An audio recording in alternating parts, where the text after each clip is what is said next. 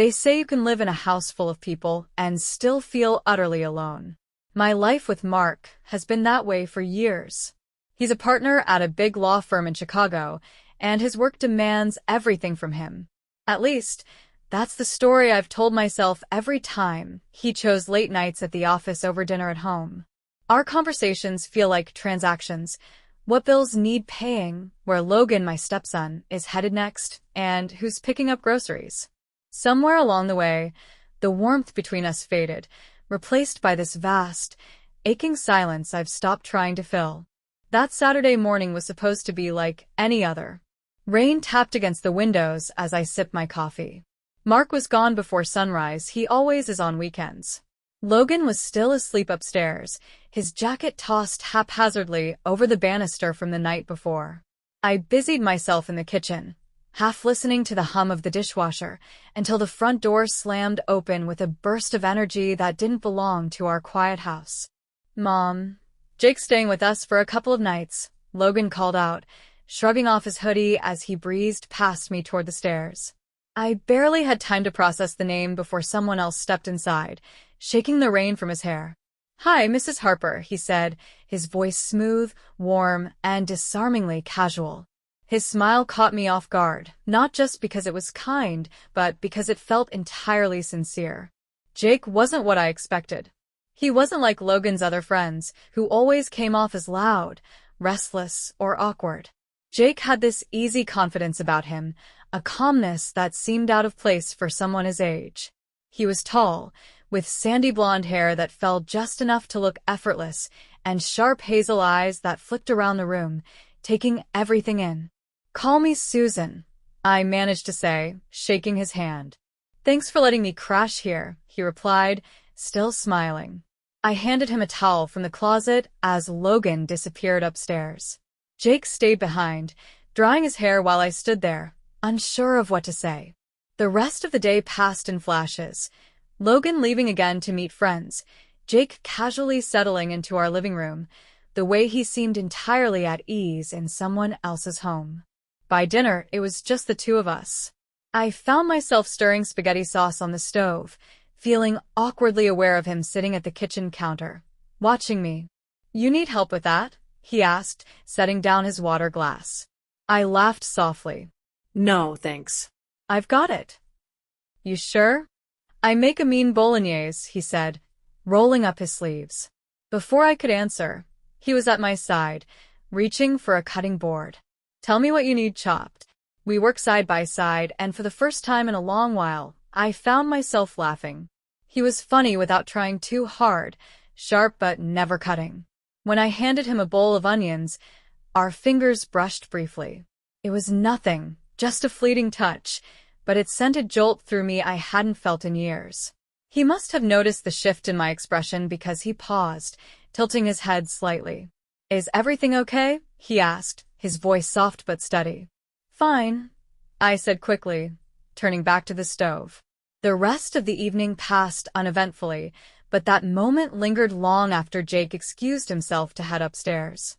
I stayed in the kitchen, gripping the edge of the counter, my thoughts racing.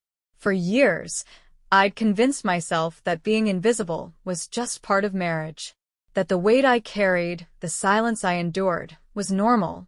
And now, in a single glance, someone had noticed me. Not as Logan's stepmom or Mark's wife, but as me. Later that night, I lay in bed staring at the ceiling. The house was quiet except for the faint sound of rain against the windows. I told myself I was imagining things, that the way Jake looked at me didn't mean anything, that I was reading too much into a brief touch, a lingering glance. But deep down, I knew better. Something had shifted, and I wasn't sure I could stop it. It started innocently enough. Jake was supposed to stay for just a couple of nights, but somehow, those nights turned into a week. Logan didn't seem to notice or care. He was always out, either at work or with friends. And Jake? Well, he found ways to make himself useful. One morning, as I stood in the driveway struggling to load a broken lawn chair into the trunk of my car, Jake appeared out of nowhere. "Need a hand?" he asked, his voice cutting through the humid summer air. "No, I'm fine," I said automatically, even though I wasn't. The chair was heavier than it looked, and my back was already aching. Doesn't look like it, he quipped, stepping closer. Without waiting for my permission, he grabbed the chair, his arms brushing mine as he lifted it effortlessly into the trunk. There. Easy. Thanks, I muttered, brushing my hair out of my face. He smiled, leaning against the car. What's next? Grocery bags? Furniture? I'm on a roll. I couldn't help but laugh. I think I've got it from here. But that became his thing, finding ways to help, even when I didn't ask.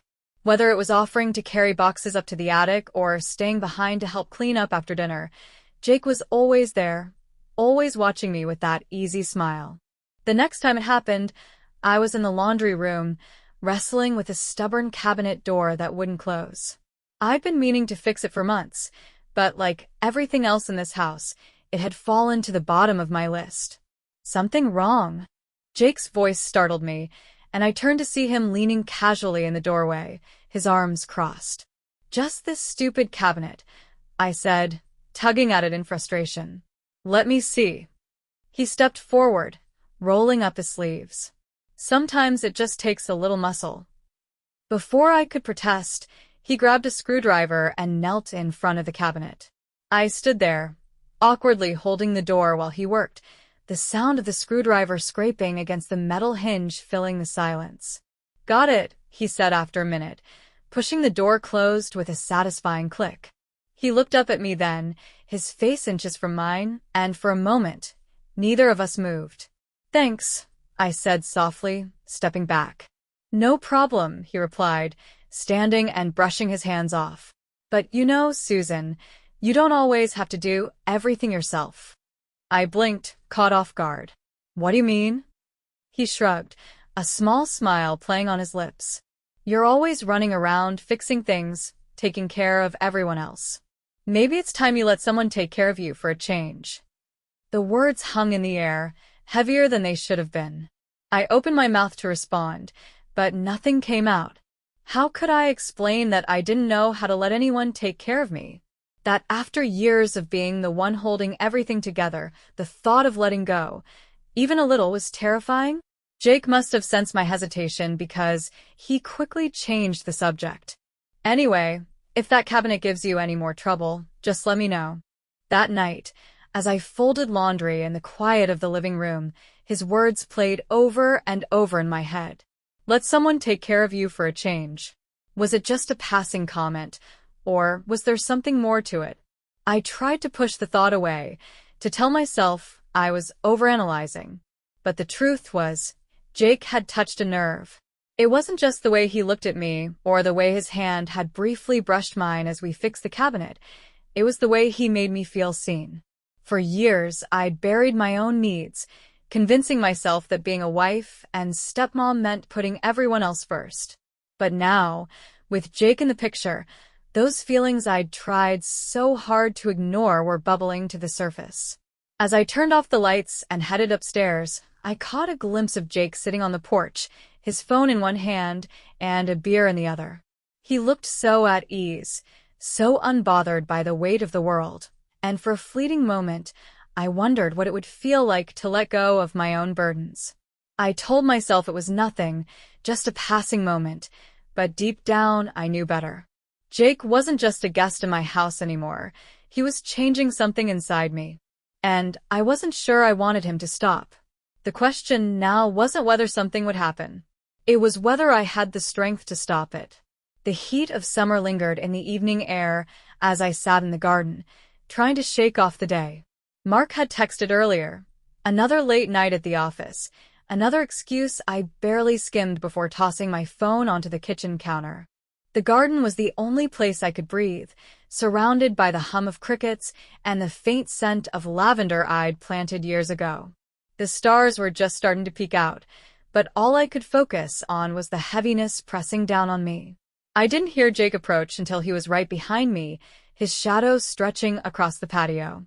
"Thought you could use this," he said, holding out a steaming mug of tea. I blinked, startled. "You scared me." "Sorry," he said with a grin, sitting down across from me on the wooden bench. Didn't mean to sneak up on you. I took the tea, the warmth of the cup seeping into my hands. Thanks, but you didn't have to do that. Figured you'd say that, he replied, leaning back and stretching out his legs like he had all the time in the world. But you look like you could use some company. There was something disarming about Jake. Maybe it was his ability to make himself at home anywhere, or the way he always seemed to say the right thing without trying too hard. Either way, I found myself relaxing, the tension in my shoulders easing as we sat in comfortable silence. "What are you thinking about?" he asked, breaking the quiet. I hesitated, staring down into the tea. "Oh, nothing really. Just life, I guess." "That's vague," he said, his lips quirking up at the corners. I laughed softly. "It's been a long day." "Long week, more like," he said. "You've been running around non-stop since I got here." "That's what moms do," I said with a shrug, trying to brush it off. "You're more than just a mom though, right?" His tone was light, but there was something beneath the question that caught me off guard. "What do you mean?" I asked, avoiding his gaze. Jake leaned forward, resting his elbows on his knees. "I mean, what do you want, Susan? What makes you happy?" The question hit me like a punch to the gut. When was the last time anyone had asked me that? When was the last time I'd even thought about it? I opened my mouth to answer but faltered, unsure of what to say. "I don't know," I admitted finally, my voice barely above a whisper. Jake tilted his head, studying me with an intensity that made me feel both seen and vulnerable. "You've got dreams, though. Everybody does. What are yours?" I laughed, but it came out hollow. "Dreams are for younger people, Jake. I'm just trying to keep everything together." "Come on," he said, his voice soft but insistent. "There's gotta be something. What did you want before all this?" I hesitated, torn between the urge to brush him off and the strange comfort of his attention. Finally, I sighed. "I used to paint. Back in college, I thought maybe I'd make a career out of it. But then life happened, and well," I trailed off, gesturing vaguely at the house, the garden, the empty space where Mark should have been. Jake's brow furrowed slightly, and for a moment, I thought he was going to press further. But instead, he leaned back, his eyes flicking up to meet mine. "You know, sometimes it seems like you deserve more." The words hung in the air, heavy and impossible to ignore. I felt my chest tighten, my pulse quicken. It wasn't just what he said, it was the way he said it, low and deliberate, like he wasn't just making a passing observation. "Jake," I started, my voice shaky, but he cut me off. "I mean it," he said, his gaze steady. "You deserve to be happy, Susan. You deserve to be seen." I couldn't breathe. My throat felt tight, and I looked away, desperate to break the moment. "It's late," I said finally, standing and clutching the mug of tea like it was a lifeline. "I should head inside." He didn't argue, didn't try to stop me. "Good night, Susan," he said, his voice soft, almost tender. I nodded, not trusting myself to look at him again. As I walked back toward the house, I felt his eyes on me, a weight I couldn't shake. Inside, the house was dark, quiet. Mark's absence loomed like a shadow, but all I could think about was Jake's words echoing in my mind. "You deserve more. You deserve to be seen." He wasn't wrong, and that terrified me more than anything. The night was unusually quiet, the kind of stillness that feels heavier than it should. Mark was away on yet another business trip, leaving the house feeling too big and too empty. Logan had gone out hours ago, and I was curled up on the couch, trying to distract myself with a book I couldn't focus on. The doorbell rang, startling me. I wasn't expecting anyone, and for a brief moment, a flicker of unease crept in. When I opened the door, Jake stood there, hands shoved into his jacket pockets, a sheepish grin on his face. "Sorry for dropping by unannounced," he said. "Logan said I could swing by to grab my charger, but he's not here." "Oh," I said, stepping aside to let him in. "You could have called." He shrugged, pulling the hood off his head. "Didn't want to bother you." He lingered in the entryway, like he wasn't quite ready to leave. I stood there awkwardly, unsure of what to say. "Watching anything good?" he asked, nodding toward the TV where the menu screen of a streaming service was still glowing. "No, just scrolling," I replied. Jake smiled. "Mind if I join you for a bit? Unless you're trying to kick me out." I hesitated.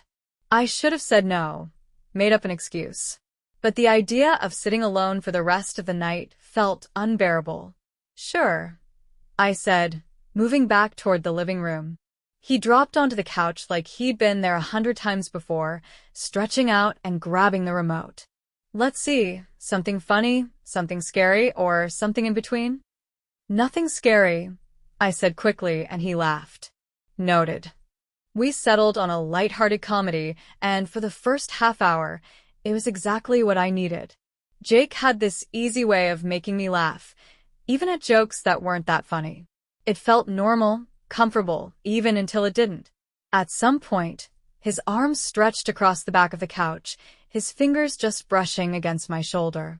It wasn't intentional, I told myself. Just a casual gesture.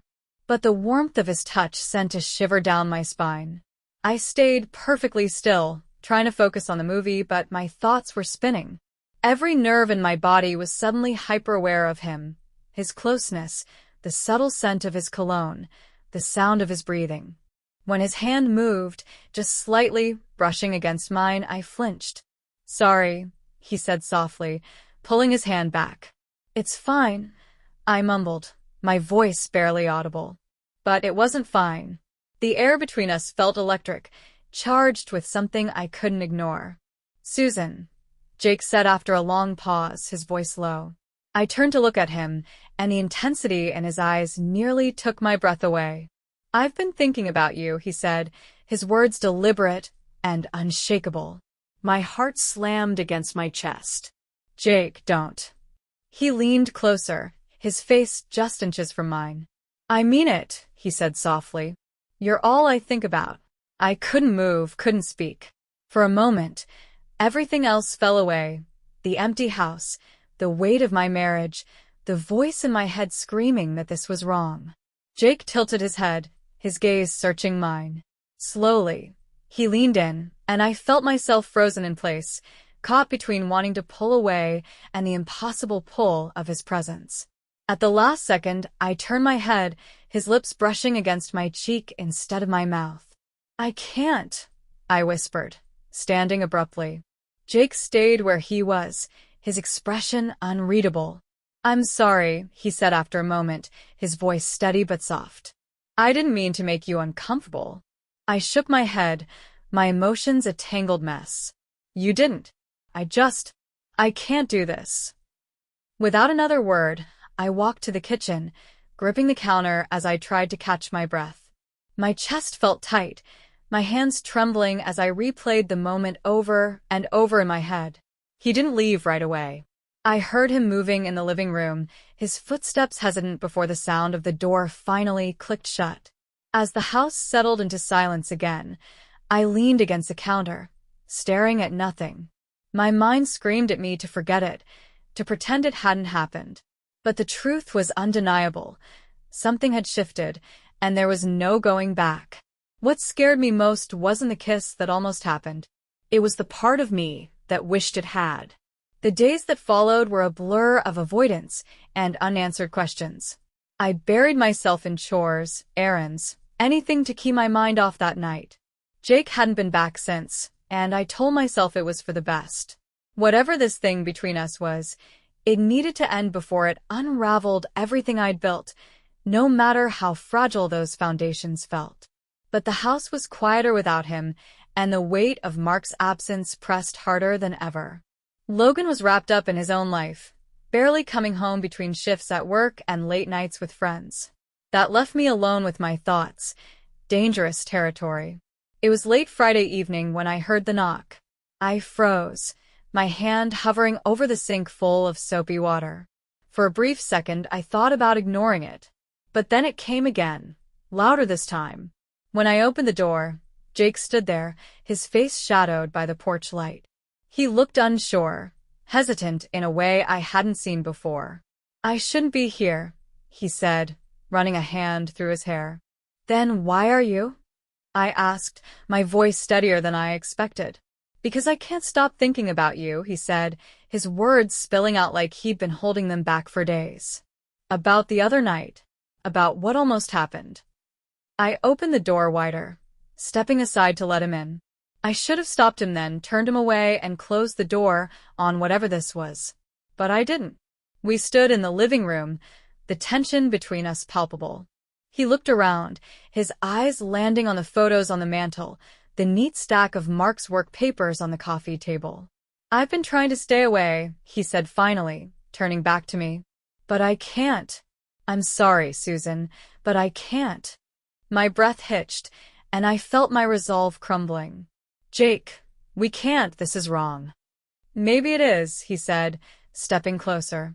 But it doesn't feel wrong. Not to me. His words struck a chord I'd been trying to ignore. For so long, I'd felt invisible, like my wants, my needs, didn't matter. And now here was someone looking at me like I was the only thing that did. He reached for my hand, his touch tentative, almost asking for permission. I didn't pull away. You don't have to keep doing this, he said softly, his gaze searching mine. Pretending you're okay when you're not. You deserve more than that. I didn't know who moved first. One moment we were standing there, the space between us heavy with unspoken words, and the next his lips were on mine. It wasn't tentative or hesitant this time. It was desperate, full of all the emotions we'd been holding back. I felt my back hit the wall, his hands on my waist, pulling me closer. Every rational thought in my head screamed for me to stop, but I couldn't. For the first time in years, I felt alive. When we finally broke apart, his forehead rested against mine, both of us catching our breath. I shouldn't have done that, he murmured, though his hands stayed on me. I shook my head, my voice barely a whisper. Me neither. But neither of us pulled away. The night passed in a haze of heat and emotion, a blur of touches and whispers that left me breathless and raw. It wasn't just physical, it was something deeper, something that filled the hollow parts of me I'd stopped trying to repair. When the sun started to rise, casting soft light through the curtains, reality crashed down around me. Jake was still asleep beside me, his arm draped across my waist, and for a moment, I let myself believe it was okay. But then I thought of Mark, of the life we'd built, the one I was now risking for something I couldn't even name. I slipped out of bed, my movements careful so I wouldn't wake him. My reflection in the bathroom mirror stopped me cold. I looked the same, but everything felt different. By the time Jake woke up, the guilt was already eating away at me. He tried to pull me close, but I stepped back, shaking my head. This can't happen again, I said, my voice trembling. But the truth was, I wasn't sure I believed it. As he left, the weight of what we'd done settled over me like a storm cloud. Hiding this from Mark wouldn't just be difficult, it would be impossible. And the worst part? I wasn't sure I wanted to. The days blurred together, a mix of normalcy and chaos I couldn't seem to reconcile. Every glance, every quiet moment shared with Jake felt heavier, charged with something I couldn't ignore. Mark came home earlier that week, throwing the house back into its usual rhythm, at least on the surface. But beneath it all, my mind raced, and I could feel the cracks beginning to show. Jake hadn't stayed away. If anything, he was around more often. He'd come over under the guise of hanging out with Logan, though Logan barely noticed him. Between work, friends, and his growing distance from the family, Logan's presence in the house was more of an afterthought. That left Jake and me in a dangerous orbit. One Saturday morning, as Mark drank his coffee and read through legal briefs at the kitchen table, Jake stopped by with a toolbox slung over his shoulder. "Morning," he said casually, leaning against the doorframe. "Logan said the garage door opener's busted. Thought I'd come by and take a look." Mark glanced up briefly, offering a distracted smile. "Appreciate it, Jake. That thing's been acting up for weeks." Jake's eyes flicked to me for the briefest moment, and my stomach tightened. "I'll grab my tools and get started," he said, heading toward the garage. I busied myself washing dishes, trying to ignore the tension simmering under the surface. But when Mark got up to leave, kissing me lightly on the cheek, My chest felt like it might cave in. "I'll be at the office most of the day," he said, grabbing his briefcase. "Call if you need anything." The second he was out the door, I exhaled shakily. Jake appeared moments later, wiping his hands on a rag. "All fixed," he said with a small grin. "Thanks," I said, my voice barely steady. "You okay?" he asked, his brow furrowing as he stepped closer. I nodded quickly, avoiding his gaze. Fine. "Just tired." Jake studied me for a moment before nodding. "You should take a break," he said, his voice soft. "You're always running yourself ragged." The way he said it, the way he looked at me, made my throat tighten. I turned away, pretending to wipe down the counter. "I'll be fine." Later that week, things started to spiral. Mark came home earlier than usual, his briefcase slung over one shoulder and his tie loosened. "What's for dinner?" he asked, glancing around the kitchen. "I haven't started yet," I said, my voice too quick, too defensive. Mark's eyes narrowed slightly. "Everything okay?" "Of course," I said, forcing a smile. He didn't push, but I could feel his gaze lingering as he set his briefcase down and poured himself a glass of water. Jake showed up not long after, his usual casual confidence replaced by a hint of hesitation. "Logan around?" he asked, leaning against the doorway. "No, he's out," I said. Jake nodded, his eyes flicking to Mark, who stood at the kitchen counter flipping through the mail. "I'll just wait for him then." Mark didn't say anything, but I could sense his unease. He watched Jake more carefully that night, his usually distracted demeanor replaced by something sharper, more alert. The breaking point came 3 days later. Mark had left for what I thought would be another late-night meeting, and Jake showed up unannounced. "I need to talk to you," he said, his tone more serious than usual. We sat in the living room, the space between us charged with tension. He leaned forward, his elbows resting on his knees, and looked at me with an intensity that made my pulse race. "Susan, we can't keep doing this," he said softly. "It's not fair to you. Or to him." I stared at him, my mind spinning. "I know," I whispered, my voice barely audible. Before either of us could say another word, the sound of the front door opening cut through the air like a knife. Mark walked in, his expression shifting from surprise to confusion as his eyes darted between us. "What's going on?" he asked, his tone even but laced with suspicion. "Jake was just fixing the thermostat," I stammered, my heart pounding so loudly I was sure they could both hear it. Mark's gaze lingered on me for a moment longer before shifting to Jake. "At 9:30 at night?" Jake straightened, his composure unshaken. "I just stopped by to check on something Logan mentioned. Didn't realize the time." Mark nodded slowly, but I could see the wheels turning in his mind. "Right." "Well, don't let me interrupt." He walked past us, his footsteps heavy as he headed upstairs. The second he was out of earshot, I turned to Jake, my chest heaving. "You need to leave," I whispered urgently. Jake hesitated, his jaw tightening. "Susan." "Please," I said, my voice breaking. He nodded reluctantly, grabbing his jacket and heading for the door. As the door clicked shut behind him, I sank onto the couch, my hands trembling. Upstairs, I could hear Mark moving around, the sound of drawers opening and closing. Something had shifted. Mark didn't know, at least not yet, but the suspicion was there, lingering like a storm cloud waiting to break. And when it did, I wasn't sure if there would be anything left to salvage. The confrontation happened on a Sunday afternoon, one of those deceptively calm days where the world outside feels perfectly in order while your own life crumbles. Mark had been quiet all weekend, his usual aloofness replaced by something colder, more deliberate. I'd just finished folding laundry when I walked into the bedroom and found him sitting on the edge of the bed, holding my phone. My stomach dropped. "Do you want to explain this?" he asked, his tone icy as he held up the screen. It was a message from Jake, one I hadn't deleted in my rush to pretend everything was fine. "It's not what you think," I said, my voice trembling as I reached for the phone. Mark stood abruptly, his movements sharp and controlled. "Don't," he said. Don't insult my intelligence, Susan. I've been watching you. The late-night conversations, the way you've been acting around him. You think I didn't notice? I froze, my mind scrambling for an explanation, an excuse, anything to diffuse the growing storm in his eyes. It didn't mean anything. I stammered, the words hollow even to me. Mark laughed bitterly, shaking his head. Didn't mean anything? Do you hear yourself? I'm sorry, I whispered, tears welling up as the weight of it all came crashing down. Sorry, he repeated, his voice rising. You think sorry fixes this? How long, Susan?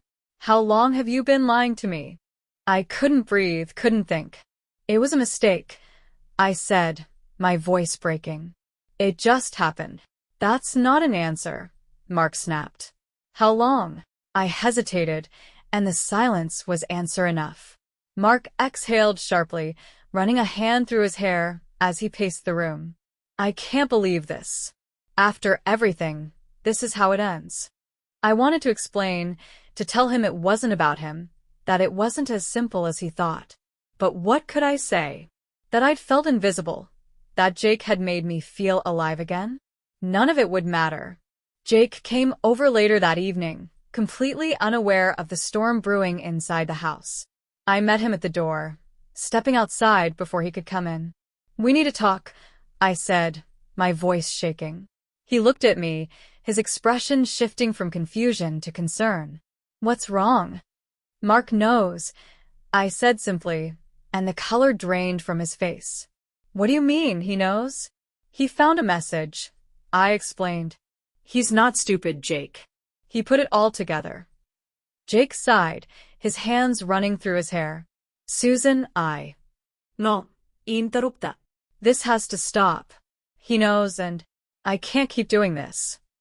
Jake's jaw tightened, and for a moment, I thought he might argue. But instead, he nodded, his eyes meeting mine with a quiet finality. I understand. The air between us was heavy, suffocating. I wanted to say something, anything to make the moment less unbearable, but the words wouldn't come. When Logan gets home, tell him I said goodbye, Jake said, his voice low. Jake. He stepped forward, his hand brushing mine one last time before he pulled away. Take care of yourself, Susan. And just like that, he was gone, walking down the driveway and out of my life. Mark left a week later. He didn't yell or make a scene. He simply packed a bag, told me he'd be staying at a hotel for a while, and walked out the door. The silence that followed was deafening. Logan barely spoke to me, his disappointment hanging in the air like a weight I couldn't shake. The house felt colder, emptier, and every room seemed to echo with memories I didn't want to face. Nights were the worst. I'd lie awake in bed, staring at the ceiling, replaying every choice, every mistake, every moment that led to this. I told myself I'd done it because I was lonely, because I needed to feel something, anything. But none of it made the guilt any easier to bear. Weeks later, I found myself standing in the garden, the same spot where Jake and I had sat that night, talking about dreams and possibilities. The lavender bushes swayed gently in the breeze, their scent bittersweet. I closed my eyes, letting the wind wash over me. For a moment, I thought I heard his voice, felt his presence beside me. But when I opened my eyes, there was nothing. Just the garden, quiet and still. I was alone now, and for the first time in years, I wasn't sure if I'd ever be whole again.